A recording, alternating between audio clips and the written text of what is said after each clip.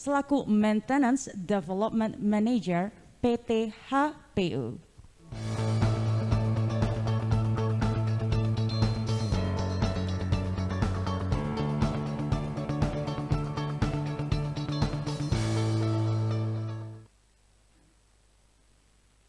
Halo, selamat pagi Pak Imam. Pagi Mbak Rara. Semangat pagi Pak Imam. Luar biasa. Luar biasa. Bagaimana Pak kabarnya pagi hari ini? Alhamdulillah Mbak Rara, kondisi sehat, semangat. Kita akan satu hari belajar di rekan-rekan Pertapi. Jadi ini luar biasa, hari yang spesial. Sama-sama belajar kita ya Pak. Jadi Bapak sudah siap pagi hari ini ya? Siap sekali Mbak Rara. Baik, kalau begitu Pak Imam, waktu dan tempat kami persilahkan. Oke, terima kasih Mbak Rara atas waktu dan kesempatannya. Baik rekan-rekan panelis maupun peserta seminar, hari ini hari spesial yang disampaikan oleh Pak Roman sebagai Direktur Pertapi.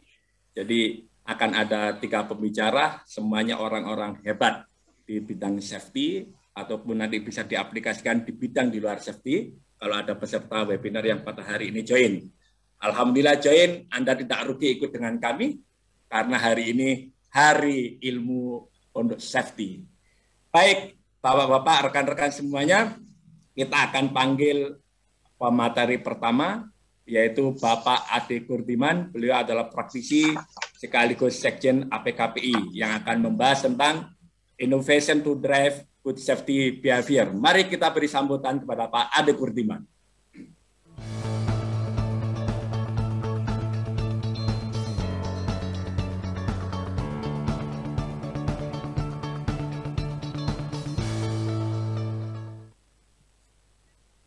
Oke, Assalamualaikum warahmatullahi wabarakatuh, Pak Ade.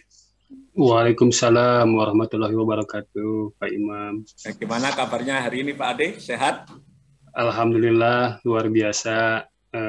Berkat doa kita semuanya, semoga juga Pertapi dan teman-teman anggota semuanya sehat selalu, Pak Imam. Alhamdulillah, walaupun puasa tetap semangat dan alhamdulillah sehat, Pak Ade ya. Alhamdulillah. Oke, kalau boleh tahu sekilas kesibukan akhir-akhir ini Pak Ade Kurdiman ini apa ini? Ini orang sibuk, orang hebat, ini pasti banyak agenda ini Pak Ade. Baik Pak Imam, jadi saat pagi kami atau saya ini sekarang sebagai pelayan K3 di PT HPU, kemudian juga dalam konteks organisasi bersama APKPI ini juga terus kita membangun budaya keselamatan pertambangan. Jadi syukur alhamdulillah sepertinya kita memiliki kesamaan visi Pertabi yang tidak hanya mencetak anggota yang handal dalam tenaga ahli alat berat, tapi juga sangat concern terhadap keselamatan.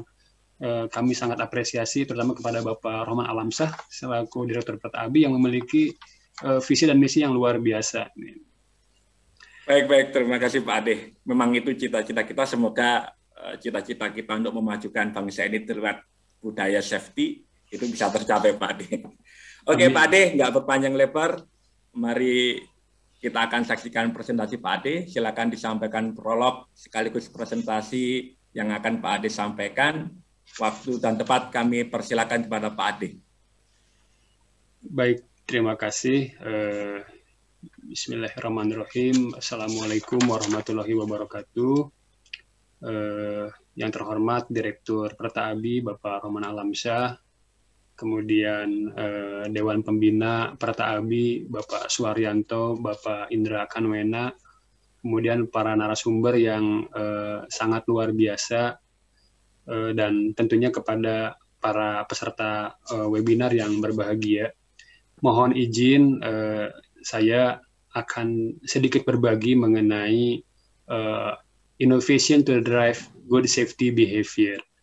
Ya, jadi kalau seandainya bicara mengenai safety behavior, kita berarti tidak terlepas berbicara mengenai human ataupun orang gitu ya.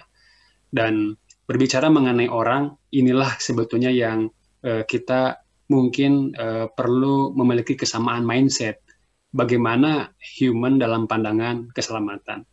Nah, Untuk lebih detailnya, mari kita diskusi ataupun sharing untuk berikutnya. Ya, next. Baik, Bapak Ibu sekalian, mohon izin ini sedikit narsis karena portofolio ini sebetulnya ingin memberikan pesan bahwa keselamatan itu tidak hanya personal problem, ya, tapi keselamatan juga merupakan organization problem, ya. Sehingga dalam portofolio ini Bapak Ibu bisa melihat saya aktif di Asosiasi Profesi, ya, Keselamatan Pertambangan Indonesia, karena diharapkan dari sisi organisasi bisa memberikan influence terhadap keselamatan. Nah, ini sekali lagi saya apresiasi juga kepada Perta-ABI, ya, di mana Perta-ABI juga mungkin melihat bahwa aspek keselamatan ini di dunia alat berat, ya, ini juga menjadi suatu hal yang memang perlu menjadi concern bersama. Inilah fakta yang kita bisa pelajari hari ini, bahwa berbicara masalah safety behavior bukan hanya ke personal saja, tapi juga ini punya pengaruh ke organisasi. Yang kedua, bicara masalah keselamatan juga ini merupakan national problem, ya.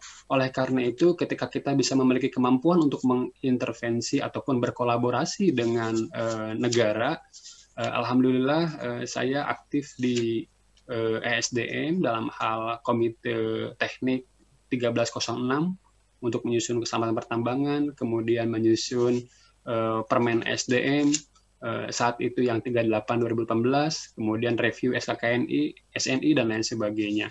Ini juga bagian daripada ikhtiar untuk memberikan dukungan kepada pemerintah bahwa keselamatan juga merupakan responsible negara. Nah, yang terakhir adalah yang di atas ini, syukur alhamdulillah kami mendapat kesempatan mewakili pemerintah Republik Indonesia untuk berdiskusi tentang keselamatan di PBB. Ya, dalam hal ini adalah ILO. Ya, ILO. Di sana juga kita membahas mengenai masalah keselamatan. Ini membuktikan bahwa keselamatan juga di samping masalah negara juga masalah global. Jadi sangat banyak influence yang mempengaruhi terhadap keselamatan ini. Baik, next. Bapak Ibu sekalian, dengan waktu yang sangat terbatas, ada 3 hal yang ingin kami berbagi. Yang pertama, apa itu human? Kenapa human itu sangat penting untuk kita diskusikan? Ya, dan bagaimana pendekatan kepada human? Kemudian kita barangkali perlu meredefine safety approach untuk improvement, mencapai good safety behavior sesuai yang diharapkan di tempat kita, seperti itu. Oke, next. Nah, ini yang menarik, ya, yang menarik. Ketika terjadi suatu insiden, ya, jadi secara general ataupun isu yang masih banyak muncul, pertanyaannya itu antara 2 ini, ya. Kita juga bisa mengevaluasi, ya. Ketika ada kecelakaan, kita bertanya ini apa yang salah, ya. Atau kita akan bertanya siapa yang salah, ya. Siapa yang salah? Ya, ini sangat dipengaruhi dengan mindset yang dimiliki oleh investigator ataupun manajemen, ya, ataupun para praktisi dalam menginvestigasi, ya. Oke, next. Ya, ini juga sama. Pertanyaan-pertanyaan yang sering disampaikan oleh para investigator ketika ada insiden, gitu kan, ya. Wah, ini kayaknya tindakan tidak aman nih, gitu kan. Wah, ini kayaknya orangnya error nih, gitu ya. Itu sudah mengarah langsung ke pelaku duluan, ya. Dan ini tidak salah, gitu kan, tidak salah. Nanti akan saya tunjukkan kenapa ada beberapa pemikiran-pemikiran sehingga beberapa orang fokusnya kepada pertanyaan-pertanyaan ini, ya. Bukan melihat kepada apa yang salah, kemudian apa yang perlu diperbaiki organisasi dan sebagainya. Baik, nanti akan saya bahas, ya. Oke, next. Kenapa human itu penting? Ya, untuk kita kelola. Ya, oke, next.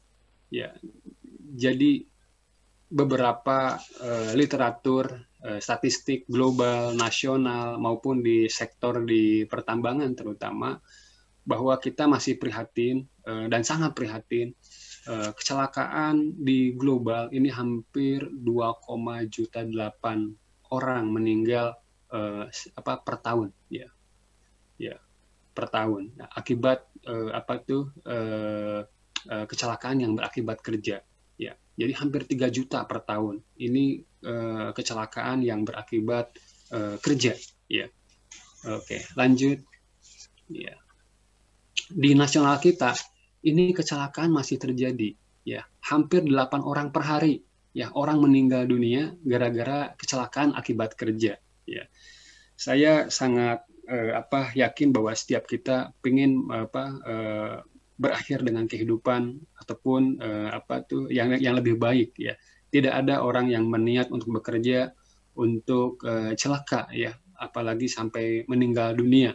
Tentu ini tidak diharapkan oleh para pekerja, oleh keluarga dan lain sebagainya, ya. Di Indonesia hampir 8 orang per hari, gitu kan, berdasarkan data yang kami dapatkan. Oke, next. Ya, begitupun juga di pertambangan, ya, khususnya Bapak Ibu bisa dilihat nanti di mau di dashboard ESDM, ya, bahwa kecelakaan setiap tahunnya itu selalu terjadi, ya, masih terjadi, gitu ya.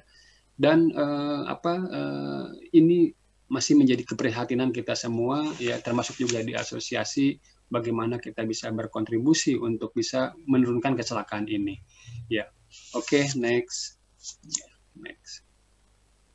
Baik, kita bisa lihat, ya, kecelakaan berat, kecelakaan ringan sampai mati, ya. Jangankan mati sampai 12 kasus, ya. 1 orang saja ada yang meninggal, itu sebetulnya sudah terlalu banyak bagi kita, ya. Kita kehilangan rekan kerja kita. Baik, next. Oke, ini berdasarkan statistik, nanti bisa dilihat Bapak Ibu. Kemudian next. Next, nah ini juga yang ingin kami stressing di sini, bahwa kontribusi mekanik terhadap kecelakaan secara nasional juga ada, ya, terdapat tercatat, ya, kecelakaan di pertambangan, ya, hingga saat ini. Makanya ini sangat luar biasa bentuk ikhtiar untuk bagaimana para tenaga ahli mekanikal di alat berat ini juga concern terhadap keselamatan. Next. Ya, ini beberapa jenis-jenis kecelakaan yang bisa kita juga fokus terhadap pengendalian resiko, ya. Ada yang terjepit, terbakar, tertimbun, terpukul, ya, tersengat listrik dan lain sebagainya. Ini menjadi suatu concern yang kita mungkin juga ada resiko-resiko, ya, kesehariannya. Oke, next. Baik, kita bisa melihat di sini ada maintenance crew, kemudian elektrisian, ya, mekanik, ya, ini menjadi salah satu korban yang tercatat di dalam statistik kecelakaan di pertambangan, ya. Baik, next. Ya, Bapak Ibu sekalian, ya, bicara mengenai human, ya, di dalam perspektif K3 itu ada 2, ya. Ada human behavior, ada human factor, ya. Nah, yang akan kami sharing pada kali ini lebih luas lagi, yaitu ke human factor, ya. Kita jangan kalah dengan bagian sumber daya manusia, ya, di mana human dalam konteks organisasi sudah mengalami perubahan-perubahan, ya. Bapak Ibu mungkin mengetahui bahwa beberapa dekade pengelola sumber daya manusia di organisasi namanya personalia departemen, ya. Mungkin departemen yang mengurusi hanya hak dan kewajiban, memandang pekerja itu antara hak dan kewajiban. Kemudian mereka sudah bergeser menjadi human resource department, ya, bahwa pandangan human itu sebagai sumber daya, sebagai resource. Dan saat ini perusahaan-perusahaan sudah merubah juga, ya, mindset human di organisasi, yaitu human capital, manusia sebagai aset dan lain sebagainya, gitu, ya. Nah, di K3 juga demikian, ya. Kita ada 2 istilah, ya, behavior ada human factor. Nah, apa itu? Next, kita lihat. Ya. Baik, dalam era industri safety itu ada tiga zaman. Ya. Jadi dari mulai sejak revolusi industri hingga saat ini era teknologi, di mana bagaimana pengelolaan itu fokus kepada teknologi, ya, hingga saat ini. Ya. Dan sekarang kita juga sudah memasuki era 4.0 dan lain sebagainya. Bagaimana pengelolaan adopsi teknologi untuk mendukung itu terus dilakukan. Ya. Era ini sejak tahun 1769 sudah dilakukan oleh para pendahulu-pendahulu kita. Nah, tahun 1980 ini sudah masuk era ke human factor. Jadi pendekatan-pendekatan kepada faktor manusia. Ya. Kemudian tahun 2000-an ini sekarang sudah era safety management. Ya. Sudah era safety management gitu kan. Jadi kolaborasi ini, teknologi, human, safety management, ini menjadi satu hal yang sangat-sangat berpengaruh dalam pengelolaan keselamatan. Gitu. Oke, lanjut. Baik, Bapak Ibu mungkin familiar dengan istilah domino teori. Ini ditemukan oleh Heinrich, kemudian dikembangkan oleh Frank Bird, ya. Dan ini tahun 1931 pemahaman ini muncul. Ya, pemahaman ini muncul. Kita ketahui bahwa 88% diakibatkan karena tindakan tidak aman. Ya, 10% diakibatkan karena kondisi tidak aman. Ya, dan 2% adalah X faktor. Ya. Nah, pandangan ini yang sekian lama kita pelajari ini menjadi tidak sadar kita menjadi mindset ketika kita dalam mengelola manusia, ya, mengelola kecelakaan, ya, mengelola keselamatan. Sehingga ketika terjadi kecelakaan, pasti yang akan ditanya itu adalah ini apa tindakan tidak amannya, ya, ini apa kondisi tidak amannya, ya, pasti ke orang dulu, gitu kan, ya. Pasti ke orang dulu, ya. Ya. Jadi pandangan ini memang bisa dilakukan apabila memang penyebabnya adalah linear dan sequence, ya. Dan cenderung blaming people, gitu kan. Ya. Men-treat people, men-treat human sebagai objek, ya, bukan subjek. Ini terus, ya, sampai saat ini pemahaman ini diterapkan di tempat kita, sehingga mungkin kita perlu ada perubahan mindset, ya, bagaimana melihat human, bagaimana mengelola keselamatan, bagaimana melihat kecelakaan dan lain sebagainya, gitu. Oke, next. Nah, menurut Sidney Dekker, pada new era ataupun era saat ini kita memang perlu ada perubahan dalam hal safety. Perlu ada perubahan dalam hal melihat kepada manusia. Manusia di samping sebagai objek, manusia merupakan subjek. Ya. People ataupun human itu merupakan sumber solusi, sumber creativity, sumber kebijaksanaan, ya, dan lain sebagainya dalam hal safety. Ya. Manusia itu bukan dilihat dari salahnya saja, tapi juga karena manusia banyak hal-hal inovasi-inovasi yang bisa dilakukan. Ya. Human is a hero also. Ya. Manusia juga merupakan pahlawan juga. Seperti saat ini. Ketika kita memandang bahwa human ini adalah suatu hal yang perlu ditingkatkan, bagaimana kita mendrive good safety behavior, apa solusi kita? Perta-Abi melakukan webinar ini untuk memberikan pemahaman ilmu, bagaimana kita memandang manusia. Ini bagian daripada human is a hero. Perta-Abi is a hero. Gitu kan. Pelopor bagaimana ini bisa merubah mindset terhadap orang. Next. Ya, jadi menurut Sidney Dekker kita harus merubah paradigma bahwa safety itu bukan hanya dilihat dari tidak adanya kecelakaan saja, tapi bagaimana menghadirkan ketahanan atau resiliensi dan bagaimana terus menunjukkan kapasitas-kapasitas yang positif, ya, di dalam organisasi. Ya. Yang kedua, human itu bukan problem yang harus dikontrol, tapi human itu kita merupakan suatu solusi yang perlu dimanfaatkan. ya. Sumber solusi itu dari manusia, ya. Jadi ini tipis sekali memang, tapi cara pandang ini bisa membuat kita melakukan treat human beda, ya. Ketika mindsetnya memang berbeda, ya. Sebagai objek atau sebagai subjek, sebagai problem atau sebagai hero, gitu. Seperti itu. Next. Nah, ini beberapa pandangan-pandangan mengenai human factor, bahwa bicara mengenai faktor manusia atau human factor, artinya kita berbicara mengenai manusia dan segala aktivitas yang ada di sekelilingnya. Next. Ya. Kita berbicara antara manusia dengan situasi tempat kerjanya. Kita bisa bicara manusia juga bagaimana hubungannya manusia dengan mesin, ya. Bagaimana hubungan manusia dengan prosedur, bagaimana hubungan manusia dengan lingkungan, ya. Dan bagaimana hubungan antara manusia dengan manusia itu sendiri. Nah, inilah human factor. Ya, inilah human factor. Next. Ya. Nah, ini ada salah satu model yang bisa kita lihat juga mindset mengenai human factor. Jadi ini sama seperti yang sebelumnya, bahwa manusia sangat dipengaruhi oleh lingkungan sekitar, software, hardware, dan lain sebagainya. Next. Ya, kemudian pandangan berikutnya adalah model dari Swiss cheese. Ya, jadi tidak hanya human secara tunggal, tapi juga kita harus memperhatikan dua hal, ya, human-nya, organisasinya.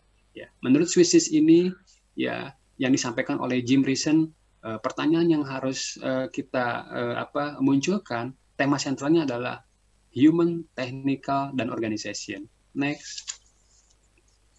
Ya, human factor juga dalam beberapa pandangan ini disamakan istilahnya dengan ergonomi, ya. Jadi bagaimana hubungannya atau studi manusia dengan mesin, gitu ya.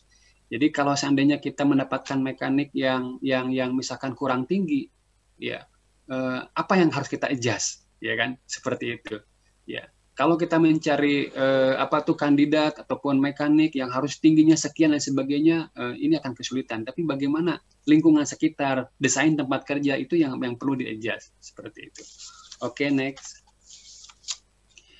Nah, Bapak Ibu sekalian, oleh karena itu memang sekali lagi kita harus meredefine mengenai safety, apalagi di era VUCA seperti ini, ya, volatile, uncertainty, complexity, dan lain sebagainya. Sehingga prinsip ketahanan ini mesti menjadi salah satu bagian yang perlu kita approach dalam pendekatan manusia. Next. Hollnagel menyampaikan bahwa perubahan dari safety 1 ke safety 2, ya, bagaimana kita harus menjaga keselamatan dalam situasi yang sangat bervariasi di era VUCA ini, ya. Next. Jadi tidak hanya melulu berbicara masalah kecelakaan, apalagi ketika kita memandangnya tadi kecelakaan itu dari sudut pandang domino teori, ya, gara-gara unsafe action, ya, gara-gara tindakan aman dan kondisi tidak aman. Tapi yang perlu kita buat adalah bagaimana mengoptimalkan agar hari-harinya normal dalam situasi yang VUCA, uncertainty, gitu kan, dengan mengoptimalkan kapasitas positif dari aspek people maupun organisasi. Kurang lebih seperti itu idenya. Oke, lanjut. Ya, jadi menurut Hollnagel kita harus melihat kepada sisi yang sebelah kanan, ya, yaitu mempertahankan kondisi ketahanan di tengah era uncertainty seperti ini, termasuk dalam hal keselamatan. Baik, next.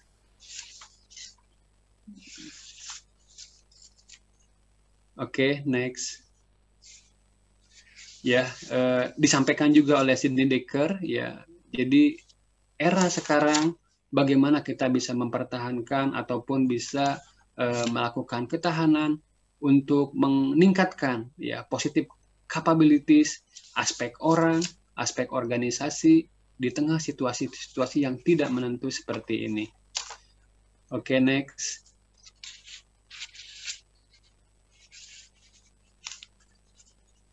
Next. Ya, cukup banyak domain-domain ataupun sektor-sektor yang sudah menerapkan prinsip-prinsip ketahanan ini. Oke, next. Oke, salah satu di antaranya adalah Hollnagel, di mana baik aspek human ataupun organisasi harus memiliki 4 kemampuan ini. Ya. Kemampuan merespon, kemampuan memonitor, kemampuan untuk learn, dan kemampuan untuk anticipate. Oke, lanjut. Next. Ya, dalam grafik ini kita bisa melihat, jadi tidak hanya aspek orang saja, ya, tapi juga aspek sistem ataupun organisasi ini juga yang perlu dilakukan perubahan-perubahan, ya. Bagaimana orang yang resilient, people yang resilient, ya. Makanya sekarang ini muncul juga tren resilient leadership, resilient team, ya, resilient safety culture. Kemudian banyak hal yang mengenai resilient. Tidak hanya orang kepada pekerja, tapi juga kepada leader, ya, kepada sistem, kepada organisasi dan lain sebagainya. Gitu. Oke, next. Baik. Nah, ini salah satu hal yang studi kasus di PT HPU, di mana HPU mengembangkan bagaimana pendekatan manusia untuk menuju safe behavior, menuju safety culture dengan 3 model ini. Di samping aspek manusia, juga aspek pekerjaan atau workplace juga perlu diperhatikan. Yang ketiga adalah aspek organisasi atau sistem. Bapak Ibu bisa melihat beberapa pendapat ataupun jurnal-jurnal ilmiah, mazhab-mazhab yang menyebutkan bahwa 3 aspek utama ini, ya, tidak hanya aspek manusia saja ketika kita ingin mencapai ataupun mendrive safety behavior, tapi juga perlu juga kita memperbaiki aspek tempat kerja atau workplace atau environment-nya. Ya, yang kedua adalah kita juga perlu memperbaiki aspek di organisasi di kita, ya, dari mulai struktur barangkali, sistem manajemen, prosedur dan lain sebagainya. Dan 3 hal ini menurut Axelsen merupakan suatu interaksi yang sangat erat sekali, ya, yang dinamis sekali. Tidak bisa satu persatu. Kita memperbaiki manusia saja yang didekati, tidak bisa. Menurut Axelsen seperti itu, ya. Jadi 3 faktor ini merupakan interaksi yang sangat dinamis, yang saling berhubungan satu sama yang lain, yang perlu diperbaiki secara simultan. Oke, next. Ya, ini salah satu bagian bagaimana membentuk behavior ke personel yang nantinya ketika kumpulan daripada personal itu akan membentuk kepada climate atau culture yang diterapkan di PT HPU. Next. Ya. Kemudian secara tools juga perlu kita kaji bahwa itu valid, kemudian reliable untuk digunakan kapan saja dan oleh siapa di tempat mana saja. Oke, next. Ya. Jadi cukup banyak faktor-faktor yang mempengaruhi terhadap bagaimana menuju behavior individu, ya, culture organisasi. Ini salah satu diantaranya adalah ada sekitar 29 subfaktor yang membentuk terhadap pembudayaan ataupun keselamatan perilaku atau safety behavior. Sama seperti di rumah kita, ya, bagaimana ketika kita pengen menciptakan anak kita itu baik, soleh, gitu kan, ya. Tidak hanya kita menyuruh ataupun melarang kepada anak tersebut, menghukum kepada anak tersebut, tapi juga kita perlu mempersiapkan di mana rumah kita berada, gitu kan, dengan tetangga, dengan siapa tetangga kita, disekolahkan kemana, reward apa yang bisa kita berikan, pendidikan apa yang bisa kita berikan lakukan. Banyak faktor yang bisa membentuk si anak kita baik. Dan ketika anak kita pengen baik, tentunya semua penghuni rumah, bapaknya, ibunya, kakaknya juga harus baik. Tidak bisa salah satu, semuanya saling berhubungan. Ya, pun juga dalam hal keselamatan.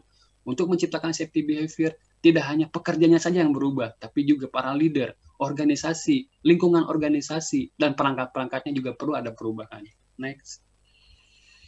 Ya, mungkin ini belum begitu baik, tapi kita bisa melihat tren positif bagaimana ketika kita melakukan pendekatan 3 hal yang tadi, aspek human, aspek workplace, aspek organisasi, terdapat penurunan dari aspek kecelakaan. Kecelakaan masih ada memang, tetapi cara pandang melihat kecelakaan itu berbeda. Ya, cara pandang melihat kecelakaan ketika kita masih beranggapan bahwa itu adalah merupakan aib dan lain sebagainya, akan banyak kecelakaan yang tertutupi. Tapi ketika ini cara pandang terhadap kecelakaan dibuka bahwa ada sesuatu yang perlu dievaluasi dari tidak hanya dari aspek human, tapi juga aspek organisasi, maka akan banyak improvement yang bisa dilakukan. Ya. Termasuk dalam hal teknologi yang nanti akan disampaikan oleh narasumber yang kedua. Oke, next. Baik, next. Ya, ini salah satu rekognisi yang disampaikan oleh World Safety Organization terhadap program yang dilakukan di perusahaan HPU terhadap pembudayaan di tempat kerja. Next. Ya, Bapak Ibu sekalian, dan ternyata khususnya di pertambangan ini sudah ada dukungan dari pemerintah, deregulasi ada regulasi yang mengatur. Ya, next. Jadi kita bisa lihat next. Ya, dalam Cap Dirjen Minerba 185 ini sudah mengamanahkan juga bahwa bagaimana para pemegang izin perusahaan pertambangan, UP, UPK juga harus mempertimbangkan pendekatan keselamatan berbasis perilaku. Next. Oke. Next. Ya, di samping itu juga dalam Cap Dirjen Minerba sekarang sudah ada peraturannya bagaimana juga mengamanahkan para perusahaan juga untuk bisa mengelola keselamatannya sampai tingkat resilience, ya, di tengah era-era situasi uncertainty seperti ini. Ya, regulasi kita sepertinya juga sangat mendukung. Ya, syukur alhamdulillah sehingga ini bisa menjadi booster juga untuk penerapan di perusahaan. Ya, oke, next. Oke, next. Baik, Pak Imam. Mungkin sementara itu dulu yang bisa di-sharingkan. Oke, ada satu hal yang menarik, satu slide lagi, next. Sebagai suatu closing statement, bahwa sekali lagi, untuk meningkatkan perilaku keselamatan, itu kita perlu ada perubahan cara pandang. Ya, di mana keselamatan sangat dipengaruhi oleh berbagai level. Ya. Sangat dipengaruhi oleh beberapa hal. Ya. Yang pertama, tidak hanya dari melihat aspek humannya saja, tapi juga bagaimana aspek institusi, organisasi, masyarakat, juga public policy, negara dan global. Ya, semuanya saling mendukung. Kita bisa memulai dari apa yang kita bisa lakukan sesuai dengan kewenangan kita, ya, untuk bisa merubah bahwa kita optimis. Di Indonesia khususnya, di para tenaga ahli, ya, para keselamatan pertambangan dan lain sebagainya, ini bisa tercipta budaya keselamatan yang diharapkan. Ya. Demikian, Assalamualaikum warahmatullahi wabarakatuh. Waalaikumsalam warahmatullahi wabarakatuh. Terima kasih Pak Ade. Kami dari Pertabi mengucapkan banyak terima kasih atas penyampaian Pak Ade, luar biasa. Apa yang disampaikan Pak Ade menjadi salah satu penambah wawasan kita dalam bidang safety. Beberapa catatan yang disampaikan oleh Pak Ade, bahwa di bidang safety, human adalah salah satu elemen yang penting. Karena dari yang disampaikan, 3 juta orang mengalami kecelakaan dan 2.000 orang mengalami fatality. Tentunya ini bukan angka yang kecil. Terus berikutnya, 3 hal yang mempengaruhi keselamatan, itu adalah sistem keselamatan itu sendiri, faktor manusia, dan teknologi.